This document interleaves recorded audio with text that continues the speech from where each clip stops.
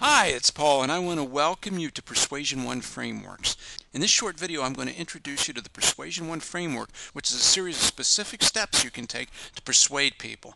These 7 steps have been proven time and time again to get you excellent results in persuasion. And then at the end, I'm going to give you a special bonus offer. Let's get started with taking a look at the framework. The framework consists of 7 pieces. The first one is what we call philosophy, and I'm going to go deeper into each one of these in the next few slides. But philosophy is the idea that everybody is going to win in the situation. There's a difference between persuasion and manipulation. Manipulation is trying to get what you want only at the expense of other people. Successful win-win persuasion is where everybody gets what they want. Now I'm going to show you how to do that. The second thing is outcome, knowing what you want before you start. The third part of the framework is intention, which is the certainty about what you want to achieve and how you're going to go about doing it is the fourth step, strategy. The fifth step is tactics, which is how we're going to go about implementing that strategy, and tactics are where we spend most of our time. These are the tips and techniques and the endless responses to this and that you see advertised around the web and in other sales training courses. But I'm going to give you access to 40 different tactics you can use. Then the next to the last piece is results, which is what you get out of the first 5 pieces. And then we go back and we adjust it with step number 7 if necessary. Change our strategy, our tactics, come back and repeat that process. You'll notice that the first 3 steps are planning steps and the last 3 are activity steps. In so many persuasion situations, I find that people are skipping those first 3 planning steps and they're just getting on with it. They might even be skipping the first 4 steps and just starting with tactics and go without figuring out what they want to do. So here's the steps piece by piece. Step number 1, philosophy. Winning people to your way of thinking is how I define persuasion. It's not manipulating people to get what you want. It's finding out what they want. The best way is to give them what they want, even if they don't know what it is. It's going to be your responsibility as a persuader to discover it for them. Find out what they want. If they don't have it clear in their own mind, you've got to help define that. Then align it with what you want and give everybody what they want to create a win-win situation. This is the best way to go about persuasion. Trying to jam things down people's throats or getting one-time sales is very short-sighted because it doesn't lead to legions of happy customers who want to buy from you over and over again and build your business. The second step is outcome. This is deciding what you want before you start. Have you ever gone into a meeting or a situation and said, well, we'll just see what happens? We all have. And what usually happens? Nothing, of course, or what they wanted because they had an agenda and you didn't have one. So the first step is to decide what you want.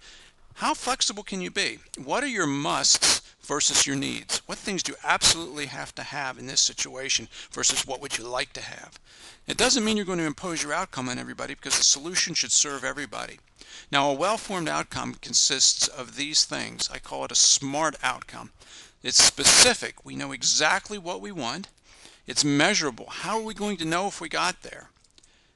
It's attainable. It's something we can get. Now, it might be a stretch outcome. It might be something that we've really got to work hard at getting, but it must be attainable because if time after time our outcomes aren't attainable, eventually we're going to give up, and that's not going to help anybody. Then it must be relevant to the overall mission of yourself or your company. We have to understand how this outcome is going to fit into larger pieces, and that really helps with the motivation that's necessary. Then it needs to be timed. When are we going to get this? So specifically, what are we going to get? How are we going to know if we got it?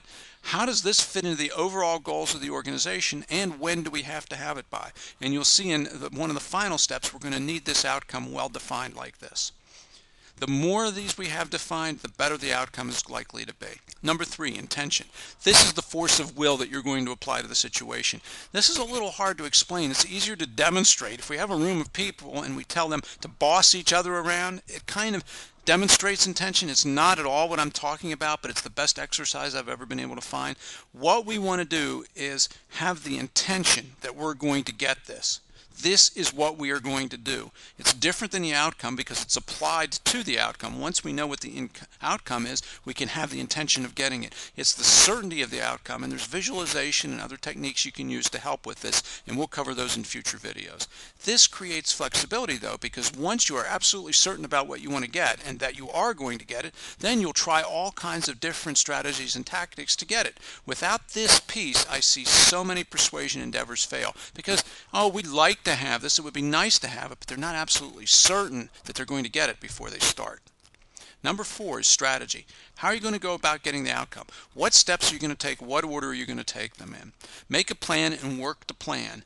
As one of my sales managers says, somebody gets sold in every encounter, either you or the prospect. And there's a lot of truth to that. How are you going to go about getting the outcome you want?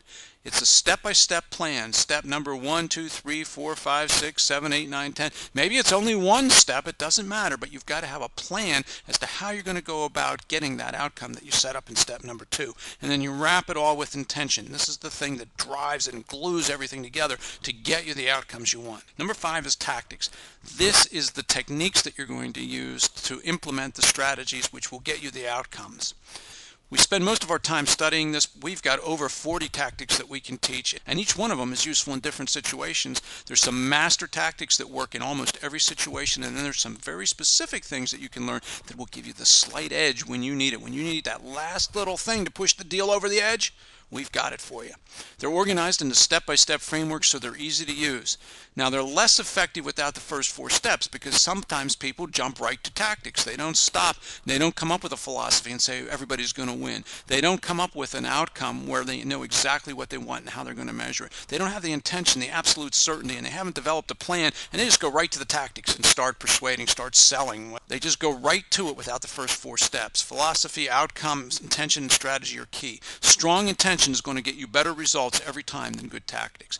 People who don't even know what they're doing, if they really have a strong intention, can get what they want more easily than people who know every last little trick in the book but don't have the strong intention. And number 6 is results. Are we there yet? Compare what's happened to your outcome and see where you are. Enjoy the results and reward yourself. Each success is going to build your confidence. And then number 7 is to adjust. There is no such thing as failure, only feedback. If it didn't work, you didn't fail, you just found something that didn't work. When somebody tells me they've tried everything, I tell them, no, you couldn't have tried everything, because if you had tried everything, you would have found the one thing that worked. How much flexibility are you willing to have to get the outcomes you want? Your persuasion success is going to be dependent upon your flexibility. Here's the process. Take action, which is your tactics and your strategy. Evaluate it and see if it worked. Compare the results to the desired outcome, and then adjust and react if you need to. And just keep repeating this simple little process over and over again until you get the results you want. Using these 7 steps, you're going to become a master of persuasion. So here's what's next. I've got 5 free lessons I can give you. You'll find these at persuasion1.com. The first lesson is overcoming objections. If you've been in sales or persuasion for a while, you know the objections are coming and you even know what they are, but you're handling them the exact opposite of the correct way. I'm going to show you exactly how to do it. I'm going to show you how to use email to persuade, because we have to use email today. I'm going to show you how to adapt to the other person, how to create rapport, which is going to be the grease that's going to smooth everything, and then I'm going to show you how to use social proof. How do people make these decisions? Can we use experts, authorities? Can we use testimonials, guarantees? There's all kinds of types of social proof we can use to push the deal over the edge. You'll find this at persuasion1.com. Persuasion1.com will give you these 5 lessons for free. Just go over to the right side of the page and sign up for the free course. And so I'll see you there at persuasion1.com, and even better, I'll see you in the next video lesson that's coming right up. Have a great day.